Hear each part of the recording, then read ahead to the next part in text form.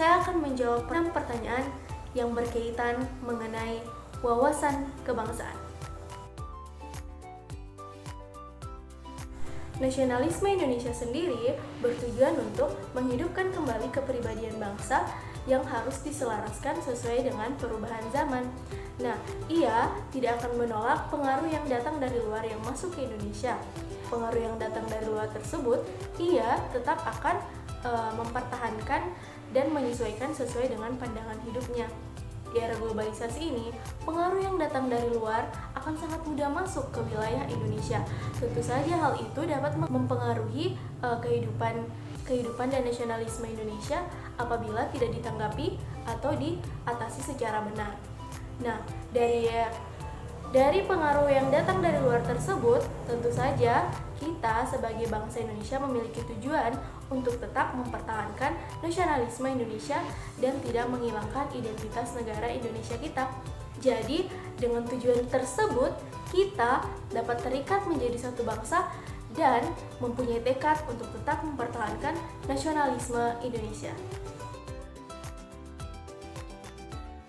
Tujuan merupakan suatu harapan atau keinginan yang ingin dicapai. Lalu, tujuan bersama merupakan harapan atau keinginan yang ingin dicapai secara bersama-sama. Nah, dalam mencapai tujuan bersama, tentu saja ada nilai-nilai yang perlu diperhatikan dalam mencapai tujuan tersebut. Yang pertama, tentu saja bekerja keras dalam mencapai tujuannya.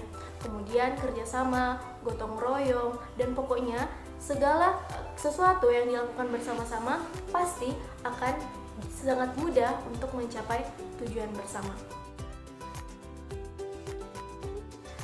Perlu kita ketahui terlebih dahulu bahwasanya transnasionalisme sendiri merupakan suatu fenomena sosial yang muncul karena manusia yang sudah sangat saling terhubung dan perbatasan ekonomi dan sosial di seluruh dunia semakin kabur, sehingga memudahkan segala hal pengaruh dari luar itu mudah masuk ke suatu wilayah tertentu, atau biasa kita sebut juga dengan globalisasi.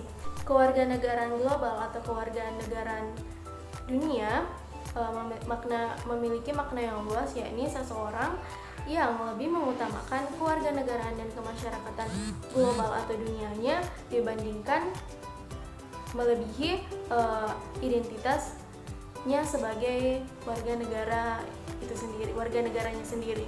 Untuk formula nasionalisme sendiri dalam menghadapi dua konteks tersebut, yaitu tentu saja pertama kita harus tetap semangat dan mencintai negara kita sendiri. Dengan rasa semangat dan rasa cinta kita terhadap suatu negara membuat rasa nasionalisme akan semakin tinggi dan tidak akan terpengaruh dari dua aspek tersebut. Kemudian yang kedua, mampu memberikan pemahaman untuk mengubah karakter, ide, perilaku. Jadi karena adanya transnasionalisme atau masuknya pengaruh dari luar ke dalam negara kita harus mampu menyesuaikan pengaruh tersebut dengan identitas kita sendiri. Kemudian yang ketiga, mampu menanamkan semangat juang untuk negara sendiri. Dengan menanamkan semangat juang untuk negara kita sendiri, rasa nasionalisme kita juga pasti akan lebih meningkat. Di era saat ini, di era globalisasi ini, pengaruh dari luar akan mudah masuk ke wilayah Indonesia dan tentu saja akan menyebabkan suatu perubahan dan evolusi kebudayaan dari kebudayaan luar tersebut. Nah, dalam memahami perubahan dan evolusi makna tersebut, kita harus lebih mendalami rasa nasionalisme kita terhadap Indonesia.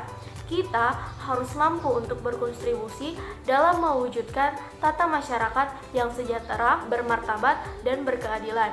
Kontribusi ini memiliki peran ganda bagi penguatan nasionalisme Indonesia, yang dari hal tersebut kita dapat memahami bagaimana makna nasionalisme kita terhadap pengaruh dan perubahan yang terjadi di wilayah kita jika ada pengaruh dari luar yang masuk ke wilayah Indonesia. Dalam memahami perubahan dan evolusi makna nasionalisme Indonesia itu sendiri, kita harus mampu memperkuat lagi rasa nasionalisme kita dengan lebih mencintai negara kita sendiri.